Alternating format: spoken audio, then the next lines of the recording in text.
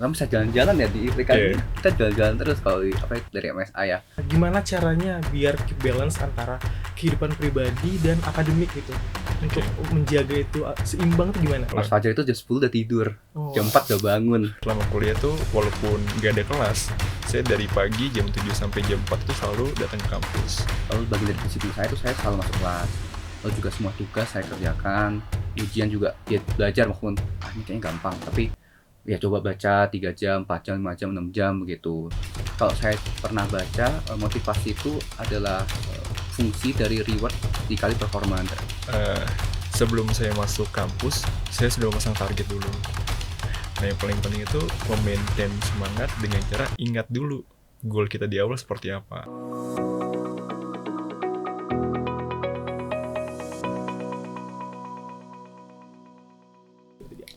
Halo Sobat Fisheries, kembali lagi dengan kami, podcast Perikanan UGM. Kali ini kita berada di segmen Perikanan Inspiratif. Nah, teman-teman yang di rumah, kali ini kita kedatangan 2 tamu inspiratif nih. Ada Mas Al-Fajar Alam, panggilannya siapa Mas? Fajar boleh? Mas Fajar dan Mas Nicholas Sidarta, panggilannya siapa Mas? Niko. Oke, Mas Niko. Jadi kita kedatangan 2 tamu inspiratif teman-teman. Ada Mas Fajar dan Mas Niko. Nah, gimana dulu nih, aku mau nanya kabar dulu. Gimana kabarnya Mas Fajar dan Mas Niko hari ini? Alhamdulillah baik. Alhamdulillah baik. Oke, baik. Nah, aku dengar-dengar kemarin Mas Fajar dan Mas Niko ini mendapatkan gelar wisudawan terbaik nih, baik tingkat departemen maupun tingkat fakultas ya, kalau tidak salah. Nah, gimana sih perasaan Mas Fajar ataupun Mas Niko sebagai mahasiswa yang mendapatkan gelar wisudawan terbaik? Mungkin boleh dimulai dari Mas Fajar dulu. Oke. Yang pertama tentu kami merasakan suatu kebanggaan ya, karena hal ini menjadi suatu pencapaian yang terjadi satu kali dalam hidup gitu. Dan alhamdulillah rasa bangga ini pun juga tertularkan kepada seluruh teman-teman, orang tua, keluarga, dan juga dosen bimbing. Dan yang saya rasakan juga ini menjadi sebuah pertanda ataupun sebuah hasil dari setiap jeripaya yang kita lakukan. Jadi alhamdulillah sih overall seneng. Oke. Pas dipanggil ke depan tuh merasa gimana Mas? Deg-degan kah atau merasa bangga pas dipanggil maju ke depan? Iya, yang jelas sih bangga ya. Terutama saya tidak bangga karena diri sendiri, karena begitu banyak orang-orang yang mendukung di belakang saya. Dan saya rasa pencapaian tersebut juga bukan cuma untuk saya, tapi untuk orang-orang lainnya juga yang telah mendukung saya. Oke. Ini Mas Fajar ini sebagai wisudawan terbaik tingkat fakultas ya? Iya. Pertanian UGM. Oke, kalau Mas Niko, gimana Mas perasaannya kemarin saat dipanggil menjadi wisudawan terbaik tingkat departemen perikanan UGM? Kalau saya senada dengan Mas Fajar, saat dipanggil maju itu perasaan saya atau kami itu berterima kasih kepada orang-orang, terima kasih pada pihak-pihak, bahkan kepada Yang Maha Kuasa, bahwa sebenarnya kami bisa seperti itu bukan karena kami sendiri, bukan karena kami jago, pinter atau apa, itu enggak, sama sekali enggak. Tapi kemudian kami bisa banyak mendukung, bisa konsisten karena terus berusaha begitu, karena banyak mendukung. Dan kemudian saat maju itu perasaannya terutama itu adalah berterima kasih, bersyukur, lalu juga mengharapkan yang terbaik untuk perikanan, untuk fakultas, untuk teman-teman lainnya. Oke. Pada awalnya Mas Fajar dan Mas Niko punya ekspektasi nggak bakal dipanggil menjadi wisudawan terbaik seperti itu? Atau tidak sampai terfikirkan menjadi wisudawan terbaik? Kalau buat saya pribadi sih jujur tidak terpikirkan ya. Karena saya sempat melihat track record di lulusan terbaik tingkat fakultas sebelumnya, itu kan kebanyakan di luar departemen perikanan ya, kebanyakan dari bidang pertanian. Dan alhamdulillah di periode ini kami dari perikanan bisa menjadi yang terbaik sefakultas. Dan harapan kami tentu hal tersebut semoga juga tertular dan juga terus turun-temurun ke adik tingkat kami di periode selanjutnya. Ya kalau saya tidak terlalu memikirkan yang seperti itu. Jadi seperti perusahaan terbaik, lalu jika misalkan memang hasil dari buah usahanya itu ya ada yang merekognisi dengan award itu bagus. Tapi kalau tidak pun yang terpenting ada lulusan terbaik, terutama untuk ya diri sendiri sama orang yang kita cintai. Seperti itu. Oke, jadi awalnya tidak terfikirkan ya Mas ya, Iya. tapi tiba-tiba mendapatkan gelar tuh, wah sangat bangga sih sebenarnya. Oke, boleh nanya juga nggak, Mas, latar belakang kenapa Mas Fajar dan Mas Niko ini memilih MIP UGM sebagai apa ya, sebagai sekolah lanjutnya seperti itu. Dan Oke. kalau boleh tahu apa sih peminatan di Magister Ilmu Perikanan ini? Boleh, Dari Mas? saya dulu. Oke. Iya, boleh. Kalau kami memilih kampus tujuan. Yang pertama melihat dari mata kuliah yang diberikan di kampus tersebut. Dan kebetulan karena saya tugas belajar dari instansi juga merekomendasikan kampus yang memiliki mata kuliah relevan dengan bidang pekerjaan saya. Kemudian saya melihat mata kuliah di MIP itu sangat selaras dengan bidang pekerjaan saya, seperti ada stock assessment, kebijakan kelautan perikanan, sumber daya hayati perikanan tropis, dan hal sebagai macamnya. Dan tentu selain mata kuliah juga saya sangat menyukai kultur di Jogja ya, sangat nyaman dan tempati. Begitu banyak spot wisata, kuliner, dan saya rasa akan sangat nyaman tinggal di sini.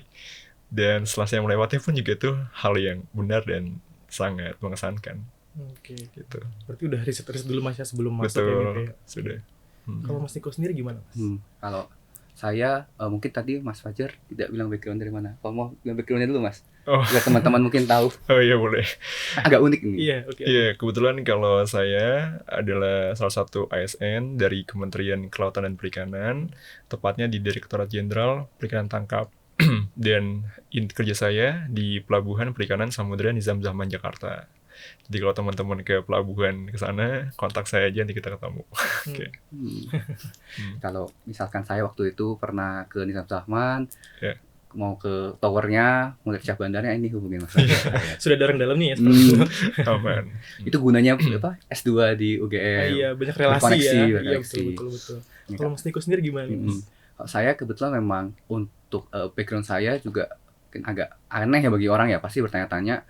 Karena saya saat S1-nya itu gelar saya itu sarjana teknik. Saya waktu itu teknik nuklir di UGM sini juga. Lalu saya kemudian memutuskan untuk terjun ke perikanan dengan cara saya coba ini S2 untuk mendapatkan network, bisa ketemu kayak Mas Fajar gini, sama untuk mendapatkan istilah kredibilitas, biar oh ini orang benar perikanan nih, bukan ecek-ecek begitu.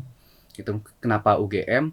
Karena saya melihat bahwa UGM itu reputasi yang universitas yang bereputasi ternama. Jujur saya tidak terlalu tahu soal perikanan dan saya daftarnya juga sangat mepet, tapi saya yakin UGM itu pasti terbaik begitu, salah satu yang terbaik bahkan di Indonesia. Makanya saya udah daftar aja perikanan UGM, dan perikanan juga adalah potensinya sangat besar di Indonesia.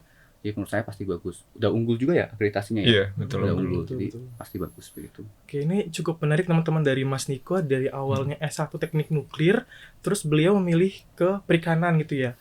Itu ada nggak sih Mas alasan tersendiri kenapa ingin melanjutkan studi yang lintas jurusan seperti itu? Kalau dari saya sebenarnya untuk jurusan sendiri saya tidak terlalu melihat bahwa saya dari teknik nuklir harus teknik nuklir. Tapi saya melihat bahwa saya punya cita-cita, punya mimpi itu untuk membuat teknologi, mengkomersialkan teknologi itu untuk kepentingan orang-orang banyak begitu. Dan saya melihat bahwa saya waktu itu pernah setelah saya kerja terus dapat kesempatan kunjungan ke PPS Cilacap, udah PPS ya Cilacap. Betul. Salah satu yang terbesar di Indonesia. Lalu saya melihat di sana ada porter-porter bawa ikan tuna yang besar banget, yang bahkan itu mungkin lebih besar dari saya ukurannya. Untuk saya yang bukan perikan itu adalah hal saat pertama saya melihat perikan seperti itu. Saya melihat ada kapal-kapal fiber yang gede-gede, melihat perputaran roda ekonominya, dan di situ saya kemudian ternyata perikan ini beneran suatu potensi yang mungkin jujur aja kalau bagi bagian orang itu tidak terlalu dipandang. Nah, tapi itu adalah sebuah kesalahan gitu. Saya melihat sendiri bahwa ini sangat berpotensi. Oleh karena itu kemudian saya memutuskan saya akan masuk perikanan. Dan saya setelah itu ya udah S2 perikanan di UGM. Seperti itu singkatnya. Oke, ini sangat inspiratif teman-teman ya, karena sudah melakukan riset terlebih dahulu dan niatnya itu sangat mulia untuk kebaikan masyarakat Indonesia khususnya Mas ya. Oke. Aku mau nanya nih untuk Mas Fajar dulu nih. Iya. Pengalaman apa aja sih Mas yang udah Mas dapetin selama berkuliah di UGM, khususnya di MIP UGM nih Mas? Oke. Kalau dari sisi pengalaman, alhamdulillah di UGM ini, tepatnya di perikanan, kita sangat difasilitasi kalau kita ingin kegiatan keluar dari kampus, misalkan conference. Dan alhamdulillah selama saya studi di MIP ini, kurang lebih telah melaksanakan 6 kali conference, baik di internasional maupun di nasional. Yang terakhir, saya sama Niko juga, kita bareng-bareng conference di Malang. Brawijaya Malang. Ya, di Malang, di Brawijaya. Dan alhamdulillah kami pun juga ditunjuk sebagai salah satu best presenter pada conference tersebut. Mas Fajar maksudnya. Ya, selain itu juga kami telah mengikuti seperti kegiatan summer course, kemudian beberapa kali bakti sosial, baik di pantai maupun lingkungan sekitar. Dan itu sangat berkesan menurut kami ya, dan sangat baik sih untuk kegiatan pendidikan maupun pengabdian ke masyarakat. Ada kunjungan juga waktu itu Mas. Oh betul, ada kunjungan juga kita ke beberapa tempat budidaya ikan, ke petambak garam, itu kita lakukan juga. Ada makrab. Oh iya, dan juga ada makrab ya. Jadi kalau boleh menambahkan, di perikanan ini jujur aja sangat banyak sekali acaranya, dan acaranya itu 99% tuh tidak berbayar ya. Mungkin kalau misalnya kita mau lebih aja kayak kemarin kunjungan itu, tapi kan emang dari teman-teman sendiri, tapi tetap dibantu dari departemen. Itu juga saya juga conference banyak ikut. Terus kemarin ada saya nanam mangrove juga, nanam mangrove, terus bersih-bersih pantai. Terus kemarin juga yang bagian dari praktikum bisnis perikanan, sistem bisnis perikanan ya, betul ya. Nah itu kita kunjungan ke pengolah-pengolah, ke UPI ya, ini pengolahan ikan, UPI. terus ke TPI, tempat pengolahan ikan, tempat pelelangan ikan dan sebagainya. Dan kalau karena saya dari luar perikanan, saya juga banyak berkunjung ke pelabuhan-pelabuhan perikanan. Jadi saya dari Jawa, luar Jawa itu saya ada total mungkin 10 lebih pelabuhan perikanan saya kunjungi. Itu tapi itu pribadi saya sendiri. Saya melihat sebenarnya perikanan Indonesia itu seperti apa sih, yang katanya itu benar-benar Indonesia garis pantai panjang banget segala macam.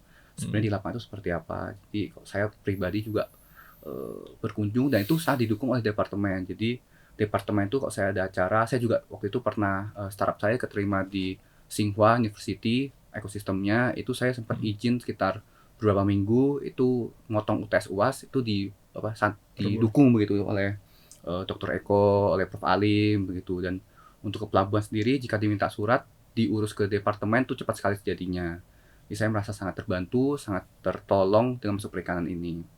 Kontaknya juga. Kalau mau kontak tinggal nanti misalnya ke Dr. Suwarman atau ke siapa misalkan teman-teman dari KKP, nah itu akan sangat ditolong. Oh di sini ini kontak ini, tinggal di sini aja begitu. Oke. Itu dari berbagai banyaknya pengalaman baik nasional maupun internasional, ini bagi Mas Fajar dan Mas Niko, kira-kira ada nggak sih pengalaman yang mungkin sangat tidak terlupakan gitu ketika berada di MIP? Kalau dari Mas Niko sendiri ada nggak Mas? Wah, kalau saya jujurnya banyak ya pengalaman tidak terlupakan. Tapi kalau saya boleh pilih satu yang saya tidak lupakan itu, saya kan dari teknik nuklir, dan waktu masuk ke perikanan itu saya ada sedikit culture shock juga. Saya harus belajar banyak hal baru, harus ketemu teman-teman baru, budaya baru, dan saya merasa saya tidak cocok ya, belum berbaur begitu. Saya merasa kayak orang asing di perikanan. Nah kemudian saya bersyukur punya kaprodi ya Pak Dr. Eko, saya kebetulan dekat begitu sama beliau. Saya sering menghadap ke beliau diskusi.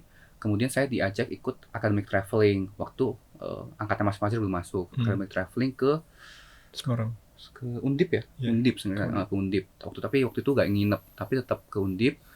Nah di situ saya merasakan wah ternyata perikanan enak ya, maksudnya saya merasa diajak, terus bisa ketemu teman-teman perikanan dari Undip juga.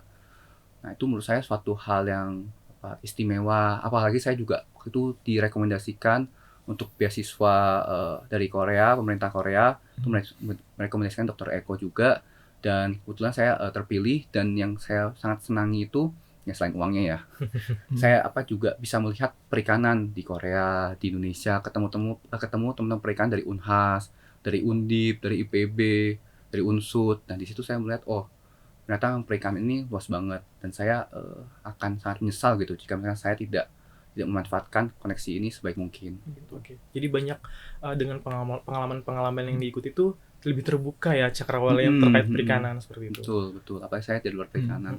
Oke.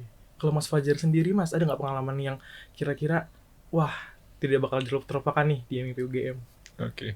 Kalau dari saya, yang pertama mungkin dari sisi pendidikan. Jadi dulu kan saya pendidikan S1-nya semi militer di Sekolah Tinggi Perikanan. Jadi kita tuh dari bangun pagi, apel pagi, kelas, makan siang, sampai apel sore, apel malam, semuanya sudah ada aturannya. Dan sistem pendidikan antara dosen dan mahasiswa pun juga lebih ketat dan tegas gitu ya. Dan ketika saya masuk ke MIP ini kan kita lebih sangat humanis ya, di mana antara hubungan dosen dan mahasiswa tuh begitu dekat, bahkan garis batasannya pun lebih atau sangat tipis gitu. Nah, jadi yang saya dapatin yang pertama bahwa di sini tuh para dosen-dosen yang mengajar kita begitu mengayomi. Jadi sangat sayang sekali apabila para mahasiswa sendiri tidak memanfaatkan momen itu gitu. Kalau saya bandingkan dulu bahwa di kami itu untuk menghadap dosennya itu perlu beberapa hari sebelumnya melapor, bahkan kalau sudah datang pun juga tidak banyak waktu untuk diskusi gitu. Jadi sangat ketat. Dan sini saya rasa dengan segala sarana yang ada pun sangat mendukung gitu. Dan kalau boleh menambahkan satu lagi yang paling mengesankan juga, itu dulu pada saat bulan Mei 2024 saya mendapat amanah untuk berangkat yang conference di Malaysia. Pada saat itu saya dari UGM hanya sendirian. Sementara di sana itu ada perwakilan dari kurang lebih 37 negara dan 173 peserta. Dan situ saya merasa, wah ternyata forum akademis menarik ini gitu. Dan alhamdulillah walaupun kami sendiri dengan dukungan Pak Eko sebagai Keprodi, alhamdulillah kami pun pulang juga sebagai best presenter pada saat itu. Wow. Yeah. Sangat keren ya teman-teman. Kalau boleh tahu itu konferensinya itu mengangkat topik apa, Mas? Waktu itu kita tema utamanya adalah ichthyoologis. Namun tema yang saya bawakan adalah tentang dampak climate change terhadap distribusi ikan. Dan itu meraih best presenter ya? Alhamdulillah pada saat itu meraih itu ya. Keren banget nih teman-teman. Oke, untuk Mas Niko sama Mas Fajar aku juga mau nanya, kira-kira ada nggak sih suka duka selama menjalani perkuliahan di MIP UGM ini? Mungkin dari Mas Niko. Suka duka ya. Kalau sukanya barangkali tadi sudah banyak sebutkan ya, betul sukanya ya. Jadi juga bisa jalan-jalan ya di perikanan ini, kita jalan-jalan terus kalau dari MSA ya. Dan sangat disupport begitu, hampir tidak mengeluarkan uang sedikit pun untuk jalan-jalan. Kecuali saya yang benar-benar proyek saya sendiri ya. Tapi kalau misalkan yang didukung oleh departemen itu benar-benar tidak mengeluarkan dana sama sekali, malah dapat dana, malah dapat uang jajan buat apa begitu. Sampai jauh Mas Fajar ke Malaysia, saya dapat sampai ke Korea kalau saya Korea waktu itu. Nah itu kan juga campur tangan dari departemen sangat besar sekali untuk saya ke sana. Betul. Nah itu sukanya, terutama ketemu teman-teman juga sangat suportif menurut saya ya untuk lingkungan di departemen S2 Perikanan ini, dan sangat diverse, dari yang masih muda, yang fast track kayak masnya, sampai yang udah ya gak berumur juga, udah senior, udah lebih tahu soal hidup itu juga ada. Dosen juga dari yang masih muda sampai yang udah mau pensiun juga ada. Nah itu bisa belajar banyak banget, bisa ketemu orang banyak banget. Itu yang saya sangat ini, dan tidak cuma akademis begitu. Lalu untuk dukanya sih, kalau saya apa ya dukanya ya? Dukanya barangkali karena saya untuk S2 ini bukan cuma tujuan saya bukan cuma untuk S2 aja, karena saya lain, jadi memang agak padat sih, saya agak padat begitu, dan kadang agak harus bisa manajemen waktu, manajemen stres bagaimana begitu. Dukanya lebih ke arah sana sih. Kalau Mas Fajar sendiri gimana nih Mas? Kalau suka sih mungkin sangat banyak sekali ya, seperti yang kita jelaskan tadi. Terutama kalau mungkin satu hal yang general dari kata suka itu adalah ketika saya bisa sekelas dengan banyak mahasiswa yang usianya jauh di bawah saya. Karena saya gabung di kelas semester Gasal tahun 2003, satu kelas 37 orang. Dan kurang lebih ada sekitar 23 orang itu yang fast track, seperti Mas Raffi gitu ya. Dan usianya jauh beda sama kami. Dan yang menariknya buat selama proses pembelajaran tuh tentu ada penyimbangan kultur antara yang lebih muda dengan usia kami gitu. Tapi itu sangat seru. Saya juga belajar banyak sama teman-teman di sana. Eh, dan kalau duka, sebenarnya kalau duka selama pendidikan mungkin tidak begitu banyak ya. Kurang lama ya mas. Kurang lebih. Kok lama-lama gak jadi apa? Wisudawan Wisudawan terbaik. terbaik. Iya. Kalau duka mungkin ini ya, duka mungkin dibalik rasa senang ketika kami lulus, baik Niko maupun saya, dukanya adalah ketika mungkin kami lulus itu kemarin hanya 3 orang ya, Mas Niko ya. Oke, iya 3 orang, untuk sementara dari perikanan dari perikanan 3 untuk orang. periode kami cuma 3 orang. Betul, jadi ada sedikit rasa duka di mana kita tidak bisa merayakan wisuda bareng sama teman-teman lain gitu. Oke. Gitu sih. Itu aja paling. Iya, kayak agak sepi ya kemarin. Iya, agak sepi Agak- bener. Oke. Lebih banyak sukanya lah ya Iya, daripada dukanya. Iya. betul. Oke. Terus aku mau nanya juga nih Mas, kan ini untuk informasi juga teman-teman ya, kalau Mas Niko dan Mas Fajar tadi kan wisudawan terbaik dan memperoleh IPK sempurna teman-teman 4,0. Itu ada nggak sih Mas, gimana caranya biar keep balance antara kehidupan pribadi dan akademik gitu? Untuk Oke. menjaga itu seimbang tuh gimana? Mungkin dari Mas Fajar tuh boleh. Oh iya. Kalau Mas Fajar mah. Saya sholat sama Mas Fajar kan waktu kita ke Malang ya. Kemarin. Mas Fajar itu jam 10 udah tidur, Oh, jam 4 udah bangun. sangat termanajemen ya. Sangat waktunya. termanajemen. Ya, kalau pribadi selain tadi yang kebiasaan bangun dan tidur, kebetulan saya sudah berkeluarga dan punya anak dan istri, saya bawa ke sini. Jadi tentu ya yang pertama adalah pembagian waktu yang harus jelas dan konsisten kita jalani.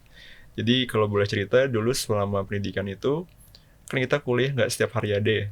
Anggaplah Senin, Kamis ataupun Jumat. Tapi saya dulu selama kuliah tuh walaupun nggak ada kelas, saya dari pagi jam 7 sampai jam 4 itu selalu datang ke kampus. Jadi ada ataupun tidaknya kelas, saya ke kampus menyincil pekerjaan-pekerjaan tersebut gitu. Jadi mungkin selama di kampus saya full masalah tugas kampus, ketika pulang ke rumah, saya fokus dengan keluarga yang di rumah. Jadi begitu kurang lebih. Oke, sangat terstruktur ya. Insya Allah. Kalau Mas Niko Oke. sendiri gimana nih Mas? Kalau saya ada sebenarnya ada banyak, tapi saya coba sebutkan 3. Yang pertama itu kalau saya memang harus menjaga kedisiplinan diri. Kalau Mas Fajar caranya dengan cara datang ke kampus. Kalau saya caranya itu saya membuat jadwal saya tulis di Google Calendar. Saya bagi meja waktunya, saya blok jadi kelihatan. Oh, hari ini ada ini, hari ini ada itu. Lalu bagian dari disiplin saya itu saya selalu masuk kelas. Kecuali tadi misalkan memang saya harus pergi ke pelabuhan, harus pergi ke mana gitu. Tapi kalau misalkan tidak, saya pasti masuk kelas, begitu tidak pernah misalkan karena hujan, karena tugas banyak, itu pasti masuk kelas. Itu bagian dari disiplin. Lalu juga semua tugas saya kerjakan, ujian juga ya belajar maupun ini kayaknya gampang, tapi ya coba baca 3 jam, 4 jam, 5 jam, 6 jam begitu. Jadi tetap belajar, terutama matkulnya Pariza. Ya, Oke. karena kan oceanografi ya untuk Iya. saya sendiri ilmu yang menurut saya menarik begitu, tapi memang harus belajar begitu, karena tidak bisa kita kok misalnya kebijakan begitu kan bisa kita agak buat narasi, tapi kalau untuk itu harus benar-benar tahu logikanya begitu. Lalu itu yang pertama, lalu yang kedua itu disiplin. Yang kedua itu kalau dari saya itu bangun habit. Jadi tidak hanya untuk kuliah aja, tidak cuman tadi Mas Fajar habitnya kan datang, kok saya harus jogging, kalau saya jogging 2 hari sekali begitu. Terus juga berdoa, kalau yang muslim sholat begitu. Itu juga sebagian dari habit yang harus dijaga untuk biar fokus tetepan di pelajaran kita. Dan ketiga itu harus banyak baca sebenarnya, karena jujur aja untuk dosen di sini memberikan pemantik saja, tapi untuk yang mendalami harus kita sendiri. Dan kalau misalkan menurut saya sangat sayang begitu kalau misalnya kita S2 tapi tidak belajar, tidak ini main boleh masih main, malah harus ya kita harus jalan-jalan. Masa gak jalan-jalan di Jogja ya.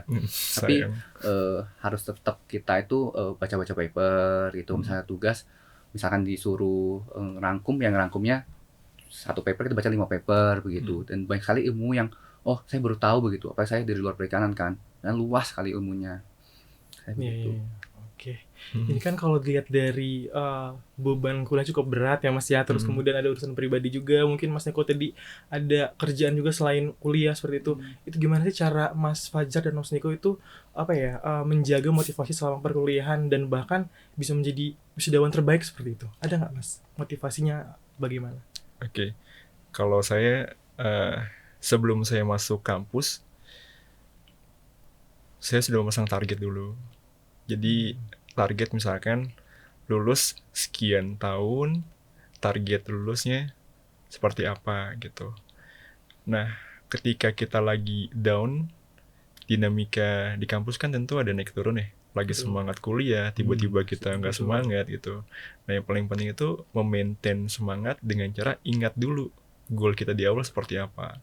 Dan setelah ingat, kemudian kita turunkan lagi bahwa kalau kita nggak mencapai goal itu, nanti resikonya seperti apa, dampaknya buat kita apa. Terlebih kalau saya ada tuntutan dari dinas juga, jadi pasti akan berdampak terhadap karir kedepannya. Sehingga goal itulah yang menjadi target di awal dan pemantik ketika kita lagi down. Jadi selama kita ingat goal, tahu tujuannya seperti apa, insya Allah target di depannya pun bisa terlaksana. Oke. Gitu. Itu salah satunya untuk menjaga motivasi itu Betul. harus fokus pada tujuan kita gitu. Iya, Mas. betul sekali. Kalau Mas Niko, Mas gimana? Motivasi memang saat itu agak tricky ya motivasi itu ya, karena namanya menyangkut mood yang kita nggak bisa kontrol. Kalau saya pernah baca, motivasi itu adalah fungsi dari reward dikali performance. Jadi ekspektasi reward kita dikali ekspektasi performance kita. Nah, barangkali kalau mengutip yang Mas Fajar, ekspektasi reward itu dengan cara menarget, oh nanti saya setelah lulus saya bisa dapat misalkan IPK segini, atau saya dapat gelar MSc, rewardnya seperti apa, apakah menarik bagi kita. Kalau kita tidak punya reward, kalau MSc gak MSc sama aja, atau nilainya juga sama aja, itu juga pasti gak ada motivasinya. Sama ekspektasi performance, apakah kita bisa perform untuk di perikanan, misalkan di S2 perikanan. Nah, misalkan kalau saya kebetulan jujur aja banyak baca, dan saya ada yang saya suka, ada yang saya gak suka, namanya juga manusia ya. Betul. Saya tidak, kok kimia itu saya tidak begitu paham, biologi. Tapi kalau misalnya saya jujur aja, misalnya oceanografi, itu saya industri perikanan tangkap, saya suka begitu. Jadi performanya saya akan bagus pasti di sini begitu. Jadi saya jaga, saya pasti bisa perform di sini. Dan yang saya tidak terlalu suka itu saya tetap dibaluri oleh yang suka begitu. Jadi yang nggak suka, kerjanya suka begitu. Nah, di situ akhirnya ya pasti ada naik turunnya, tapi yang pasti berusaha untuk menjaga. Oke, keren banget ya teman-teman. Oke, berarti kan Mas Niko maupun Mas Fajar sudah lulus ya, sudah mendapatkan gelar Master of Science di ilmu perikanan ya. Betul. Dan ada nggak sih kira-kira rencana ke depannya, baik di segi pendidikan, pekerjaan, ada nggak rencana ke depan mau ngapain, atau mau lanjut lagi S3 di UGM di dokter ilmu perikanan, atau bagaimana nih Mas? Kalian promosiin teman-teman. Gimana nih Mas? Oke, saya dulu. Kalau dari sisi pendidikan, saya jelas ingin melanjutkan kembali, tapi mengingat ada ketentuan kedinasan, saya harus berdinas dulu 3 tahun lagi di kantor, baru bisa mengajukan untuk kuliah kembali. Nah, untuk karir tentu seperti kemarin pada saat kami menyampaikan speech di wisuda, bahwa akan sangat bernilai positif dan menjadi amal ketika ilmu yang telah kami dapatkan selama magister ini ada yang kami terapkan ke masyarakat. Konkretnya untuk saya pribadi, membantu untuk penyusunan kebijakan kelautan perikanan, terutama perikanan tangkap, ataupun membantu memberitahukan hal-hal riset yang terbaru mengenai penangkapan ikan kepada nahkoda, awak kapal, maupun rekan-rekan di kantor. Jadi saya rasa sih 2 hal itu yang mungkin akan saya lakukan, dan insya Allah saya lakukan. Oke, berarti fokus ke kerjaan dulu, nanti kalau ada kesempatan lanjut S3 lagi ya Mas ya. Betul, insya Allah kayak gitu. Karena wajib ya kalau Mas Fajar. Iya. Ada 10 Mas. Mau Wow. S3 di mana Mas? Belum tahu Belum tahu ya. Rahasia Mas. Iya. Oke, kalau Mas Niko gimana nih Mas? Kalau saya saya juga sempat cerita, tapi saya masuk perikanan ini karena saya sebenarnya bidang saya itu di dunia startup begitu. Jadi sebenarnya untuk pengalaman startup saya lebih banyak dari pengalaman perikanan saya, dan saya ingin mendirikan startup di bidang perikanan begitu, di bidang perikanan. Oleh karena itu saya masuk ke perikanan, dan saya sebenarnya juga setelah lulus ini saya juga mau mendirikan maksudnya melanjutkan startup saya begitu.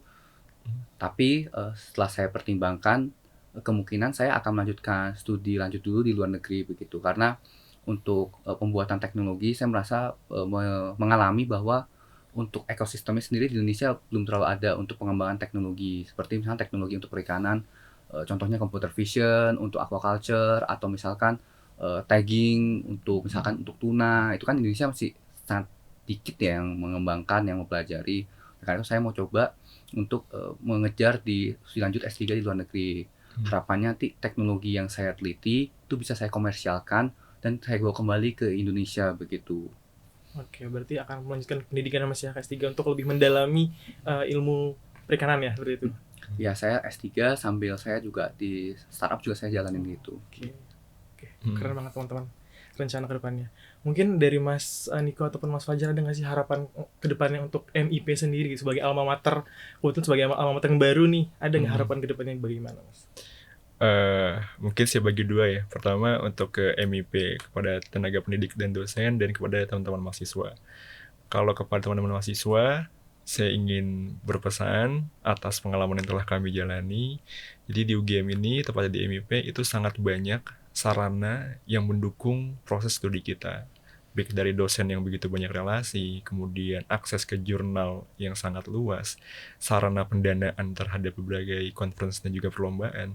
Jadi maksimalin waktu yang ada, kesempatan ini dimaksimalin supaya nanti ketika lulus sudah cukup puas dengan apa yang telah kita lakukan. Jangan sampai menyesal, oh dulu kok kita nggak ini ya gitu. Jadi yang pertama buat teman-teman mahasiswa, maksimalkan segala kesempatan yang ada. Dan untuk tenaga dosen dan juga pendidik, mungkin kalau harapan semoga tetap tulus melakukan pembelajaran kepada mahasiswa, mendidik, membimbing sebagaimana yang telah kami dapatkan selama ini. Mungkin itu aja sih. Oke. Kalau dari Mas Niko sendiri gimana Mas? Banyak yang dari luar tuh menganggap sebelah mata perikanan UGM karena masih departemen. Walaupun sebenarnya menurut saya sih oke-oke aja. Betulnya kalau Betul. perikanan UGM disandingkan misalnya conference bareng sama Undip sama apa, pas biasanya perikanan UGM yang presenter atau apa, dan bisa dilihat sendiri, bukan banding-bandingkan ya. Ini sensor aja kalau agak sensitif ya, dari univ lain begitu. Jadi tidak kalah gitu, maksud saya tidak kalah. Benar-benar. Jadi kalau misalkan, tapi itu saya tahu itu adalah suatu, ada politiknya juga, politik kampus, bukan cuman dari departemen yang menginginkan. Tapi kalau saya harapkan dan doa saya untuk perikanan UGM adalah menjadi fakultas secepatnya, seperti itu. Semoga harapan dari Mas Niko dan Mas Fajar ini di kemudian hari dapat terkabulkan seperti teman-teman ya. Yeah. Oke. Selanjutnya nih Mas, terakhir, last but not least, ada nggak sih Mas pesan atau tips and trick dari Mas Fajar maupun Mas Niko bagi mahasiswa yang menempuh pendidikan baik S1 maupun S2 dalam perkuliahan, ada nggak pesan atau tips and tricknya untuk menjadi mahasiswa berprestasi gitu? Oke. Mungkin 3 hal singkat dari saya. Yang pertama, jalin komunikasi sebaik mungkin dengan para dosen pembimbing, kaprodi, dan juga dosen pengajar lainnya. Itu sangat krusial. Dan yang kedua, komitmen dengan pilihan yang telah kita pilih di awal. Misal saya memilih S2 sebagai studi saya, berarti apapun prosesnya nanti, naik turunnya dinamika pendidikan, pembelajaran, ya harus konsisten. Dan yang ketiga, tetapkan tujuan yang jelas. Kalau kita punya tujuan, insya Allah arahnya jelas, langkah-langkahnya mau ngapain pun jelas, jadi tahu ke depan seperti apa, sehingga apa yang kita inginkan bisa tercapai. Itu aja. Oke, keren banget. Kalau dari Mas Niko gimana nih Mas? Oke. Kalau dari saya ada saya punya guru, punya mentor, mungkin nggak tahu namanya, Pak Toro, bentar aja, Prof. Toro Tambun, bisa dilihat di LinkedIn. Nah, beliau itu mengajarkan saya ada satu persamaan sukses faktor. Sebenarnya sukses itu apa sih menentukan? Emang ini bukan istilahnya, itu bukan sains yang ada penelitiannya, tapi ini adalah istilahnya itu dari bacaan dari Harvard, dari mana, ini diajarkan seperti ini dan dirangkum oleh beliau. Nah, ini jadi sukses itu pertama ada satu tuh luck, keberuntungan didapat dari mana? Itu ada opportunity, ada kesempatan, dan ada preparation. Jadi saat ada kesempatan, kita prepare untuk kesempatan tersebut, dan saat kesempatan itu datang, kita action, mengambil tindakan. Barangkali jika ditranslasikan ke studi di perikanan, kita preparation, kita belajar sebaik mungkin, kita Inggris yang bagus, tiba-tiba ada tawaran beasiswa, tawaran conference internasional. Nah, kita action, kita daftar, kita hubungi Pak Eko, hubungi siapa, kita ambil itu yang pertama. Terus juga ada kita tidak, yang kedua ini eksekusi, terkait eksekusi, bahwa kita itu, kalau saya melihat dari saya sendiri, ada ketidakpuasan dengan keadaan yang sekarang. Tidak puas bahwa kenapa Mas aja di permintaan, jadi saya nggak terlalu gimana. Tapi menurut saya banyak sekali saya kembangkan dari perikanan begitu. Mas Fajar pasti setuju. Caranya bagaimana? Cara Mas Fajar dengan beliau ini di pemerintahan, kalau saya di swasta begitu. Tapi ada ketidakpuasan terhadap diri saya sendiri, ketidakpuasan terhadap perikanan, terhadap Indonesia. Nah, itu menjadi api membara untuk membuat perencanaan. Apa sih yang mau saya lakukan? Oh, saya masuk S2, setelah S2 saya mau ngapain, setelah itu mau ngapain, lalu saya eksekusi yang dengan bagus. Jadi kalau cuma perencanaan doang, cuma mimpi doang, eksekusi yang bagus. Tapi ada satu bagian yang harus diingat, bahwa tetap aja ada campur tangan luck dari Tuhan. Nah, itu yang kita bisa kontrol.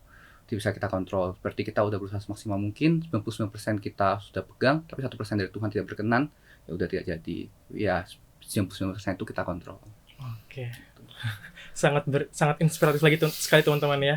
Oke, jadi itu tadi teman-teman perbincangan kita terkait dengan wisudawan terbaik tingkat departemen dan fakultas UGM. Terima kasih banyak Mas Fajar, terima kasih banyak Mas Niko. Terima kasih kembali. Semoga harapannya dan kedepannya baik pendidikan ataupun karir kedepannya Mas Niko ataupun Mas Fajar itu lebih baik lagi kedepannya seperti itu. Amin. Terima kasih pada departemen yang sudah mengundang kami ya, Mas. Iya, terima kasih. Oke, Sobat Fisheries, itu tadi perbincangan dari kami. Sampai jumpa di podcast Perikanan UGM berikutnya. See you next time.